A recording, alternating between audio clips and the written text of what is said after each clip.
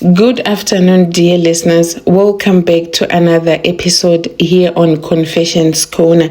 Please, if you haven't subscribed yet, please do subscribe and turn on the notification button so that whenever I upload, you get notified. Let us get straight into our first confession. Our first confession goes like this. Hi, admin. Please post for me. Please hide my identity. My English is not good, but I will try my best to make my English understandable. I'm a 32-year-old woman from Randfontein, Johannesburg. I was married. I'm a mother of 3 kids. I had 4 children, but now I'm left with 3. My story goes like this. So me and my husband, we separated. When I was married, I didn't have a job, or I wasn't even working or doing anything that gives me money. So the time that we separated, after I caught my husband cheating me with another man, and I couldn't accept it. That's how we separated with my husband. He went his own way and I went my own way. So before I got married, I was staying with my grandma, who died 3 years after I got married. My parents had died, so I was an orphan. So the moment that I left my husband's house, I didn't have any way to go, because where I had came from, my grandmother had died. So I didn't have an option or anywhere to put my kids. So I spoke to my cousin's sister, who has an RDP house where she stays with her husband and 2 of her kids.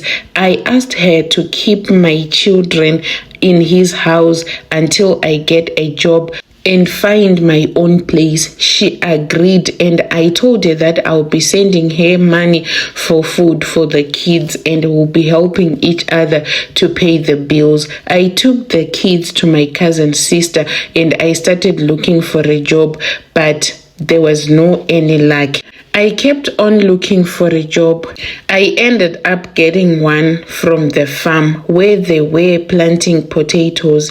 I was happy, but to tell you the truth, the job was very hard and I was not used to spend the whole day in the sun working, because my husband used to work for me. I worked there in the farm for almost 3 months. After 3 months, I had to quit because it was too much for me. I then found my own place. I took my kids to the place that I had found. Then I found another job as a housekeeper for an Indian lady. At this Indian lady's house, there was a man who was working there as a gardener. This guy was from Malawi, so we used not to talk that much. We would just meet in the morning, we greet and we pass. Then we greet again in the afternoon when I will be serving him food. Then we pass. So my boss, she was not allowing me to take time to rest. She didn't want to see me sitting down because her house had cameras everywhere. There were cameras, so I didn't have any time to rest. So this other day I was not feeling well. I then went and slept in the garden where there were no cameras because I was having a headache. So the gardener, he saw me sleeping. He came to me. He asked me, "Are you okay?" Then I said, "No, I'm having a headache." He said, "What's wrong?" I said to him, "Maybe I think it's because of a lot of stresses and a lot is going on with me." He asked me if I was comfortable sharing what was going on with me. Maybe he could help. I then started telling him my story since the day that I left my husband's house and what made me leave my husband's house. He then said to me, "Are you willing to get back to your husband? Because I know someone who can help you. I have my uncle who can help you get back to your husband." Since I had healed, I told him, "No, I don't want to go back to my husband's house. house because of the way that he treated me. The only thing that I wish for is for God to give me a better job that I can work and provide for my kids. The only thing that I want right now is money. He said my uncle can even help you to get the money that you want without even sweating, but it requires someone with a strong heart. Then I said, how? Because I'm willing to do anything. I have tried to work hard, but it's painful. I worked at the farms for 3 months, then I left because I was spending almost 12 hours in the sun, and I had to work extra hours for me to get extra money to add on my salary so that I can be able to cover up all my bills. Right now, I feel that I'm tired and my kids, they are still young. They still need me to provide for them. He said, when you are free and when you are okay, you just call me. You can take my number. When you call me, I'll take you there to my uncle. So my boss used to give us 1 weekend off, but that will be the last weekend of the month. When she gives us our salaries, then she gives us 2 days off on a weekend. So everything that we had spoke about and organized, we were supposed to do it by the month end. When the month end approached, I then called the guy and met him in town. When we met, we requested an Uber. Then he took me to his uncle. We got to his uncle's house. We saw an old man, but he was still strong and fit. His mouth didn't have any teeth. I was even scared to look at him because he only had 2 teeth, the one at the top and the one at the bottom, and he was looking very old. I couldn't understand the language that they were speaking, but when we got there, the guy told his uncle the reason why I had came with him, and the uncle told me that he was willing to help me free of charge, only if I was strong enough to do what he would ask me to do. He said, my daughter, you can come inside the house so that we can talk more, and then I'll tell you what you are supposed to do with the things that I'm going to give you.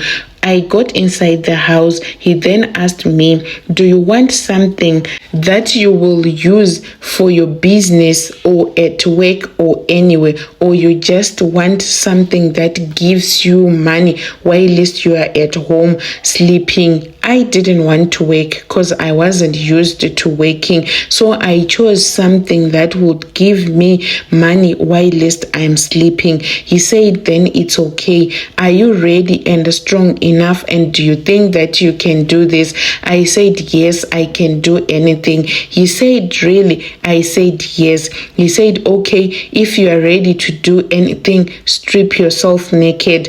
I did. So behind him there was a very huge clay pot, a big one that even an adult could fit inside. He said, strip yourself naked. Take off everything, including your underwears. I did, because I didn't have a choice. All I just wanted money, because every time I tried to make a decision or to deny whatever he was asked me to do, I would think of my kids. I stripped myself naked. Then he asked me to go and get inside that clay pot. I went and got inside the clay pot. There was a lot of smoke coming from that clay pot, but I had to get inside. I did not have a choice because I didn't have any other plans to raise my kids. I then got inside. The moment that I put my first leg inside the clay pot, I felt that I stepped on something that was cold, smooth, soft, and moving soft. I never knew what it was until I got inside. When I got inside, that old man took a lid and closed the clay pot. He closed me inside, of which inside that clay pot there was a big snake which I could not identify its color because inside the pot it was very dark. I could only see its yellow eyes looking at me. Then that snake coiled me and it started licking me from head to toe. Then after about an hour, that man, he opened the clay pot and he asked me to get out of the clay pot. I got out. He said to me, before you dress up, you need to do something else for the last time. The next process that you are going to do is the one that is going to determine for how long you are going to be rich and enjoy your money. I said, it's okay, no problem. He said, before you dress up, I need you to go close to that basket. When you get there, you need to pick eggs, dipping them in that black oil in that plate. After that, you insert those eggs into your private parts.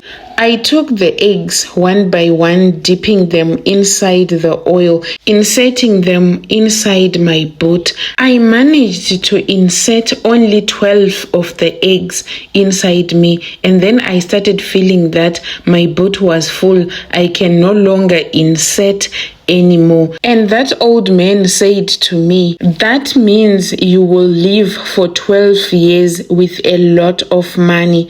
You see that egg that you are holding in your hands, the 13th one, you will have to take it to your house. That egg will be hatching money for you whenever you need money. Whenever you need money, you just take a pencil, then you write the amount of money that you want on the egg. Do this at night. Then tomorrow when you wake up, you will have the money that you want. But when you take this egg, you should buy a small coffin and make sure you keep it inside that small casket. But what surprised me most with the last egg, when I looked it holding it inside my hands, it was breathing, it was pulsing, and I could feel it and hear it breathing like a human being, but I could not see which side of it was breathing, but I could see and feel it breathing. So I took the egg home. When I got home, I bought a small casket like that man had told me. Then I took the egg and put it inside the casket. The following day, I took a pencil, then I write the amount of money that I wanted. The first amount that I wrote on that egg was 25,000. I really wanted to see if I was going to get that money like that man had told me. I wrote 25,000, then I went to sleep. The next morning when I woke up, I went to the casket, I opened the casket, then I saw bundles of money, only 200 rands, full inside the casket. I was so happy and I felt relieved. The first thing that I did, I went on the internet. I started looking for a nice apartment to stay with my kids. We then moved to the new apartment and we bought new furniture. I did everything for my kids that they wanted. After 2 days again, I went to the egg. I wrote 40,000 rands. Then tomorrow again, when I woke up, there was 40,000 rands inside the casket. I then went to a dealership and bought the car of my dreams. I came back. Life started changing. I bought a lot of things people never expected me that I could buy on my own. I even ended up buying a house and 3 more cars on top. Life was going smoothly until the other day when I wanted money. I went to the egg. I wrote the amount that I wanted. This was after 4 years of enjoying the money. I wrote the amount of money that I wanted. I went to sleep. When I woke up tomorrow to go and check in the casket if there was any money, but there was no money at all. The casket was full of blood and the egg was floating on top. It scared me. It was blood and it was even smelling. It scared me. I even thought of going back to that man that gave me the egg. I drove and I went there. This time I went alone. When I got there, I was told that the man had moved. He was no longer staying there and I had lost his numbers because I didn't see any reason to keep his numbers because he said I was going to live for 13 years whilst rich, but things turned out to be something else and I was in need of that man again, but he was nowhere to be found. I came back home. When I came back home that night when we slept, I dreamed of that man telling me what to do. He told me that the egg that I gave you, it now requires blood. That is why it can no longer provide money for you. You need to give it blood. I asked him in my dreams, where can I get that blood? He said, amongst your children, you need to take one. I said, how? I cannot do that. He said, you have to, because that egg, it has been hatching money for you and it has been providing for you, so you need to pay it with something in return. And when you pay it, you need to give it something that you hold dear, something that is close to your heart, since it's giving you something that you want and it's giving you something close to your heart, which is money. So amongst your children, you need to take one. I was like, no, I cannot do that. The moment that I refused to do what I was asked to do, I spent the whole week inside the house thinking about what can I do and what else can I offer this egg besides my own child. But I found nothing at all. Things started changing, going the unexpected ways. I had a car accident with my car and my house caught fire from nowhere. I didn't even know how it happened or how it caught fire.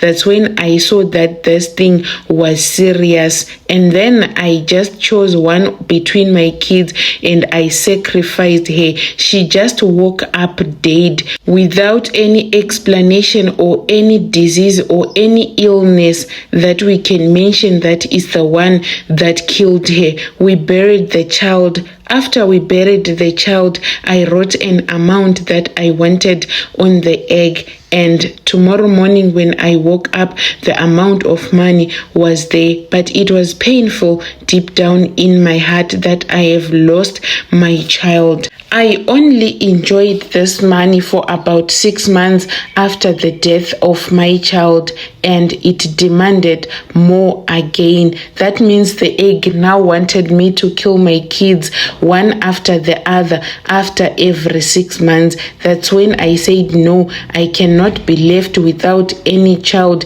in the name of money. And everything started vanishing like that. My cars being involved in car accidents, and some of them refusing to move, just stuck just like that, not working at all. I have tried looking for the mechanics to come and fix my cars, but each time I hire a mechanic, whenever he gets down the car to see what's the problem, or whenever he opens the bonnet to see what the problem could be, he found a very huge snake in the bonnet, then they'll run away.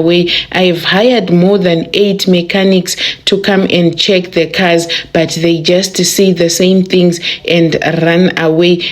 As I am writing my confession, I'm looking for help. I'm looking for help for you to help me if I can find someone. It's either a traditional healer or a church person or a pastor that can help me and take away the egg. I have tried throwing it away myself, but whenever I take it to go and throw it away, even in the river, when I come back home, I find it in the house. I'm stressed and I no longer know what to do. Please, when you post my story, let me know. I will kindly follow in the comment section. Sure, dear listeners, that was the confession that we had in this episode. Please feel free to tell us what you think, and don't forget to subscribe for more confessions. Until we meet again in the next episode.